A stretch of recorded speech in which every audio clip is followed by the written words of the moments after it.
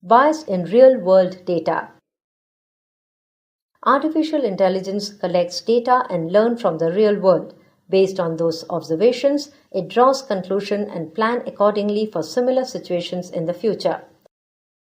The problem here is that the real world, with all its irregularities and confusion, is not a very ideal environment to take inspiration from. The data collected by the AI systems from the real world is full of bias.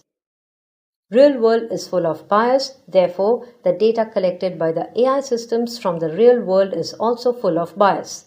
For example, a computer system trained on the data for the last 200 years might observe that more females were involved in specific jobs or that more percentage of successful businesses were established by men. It might conclude that specific genders are better equipped for handling certain jobs, gender bias.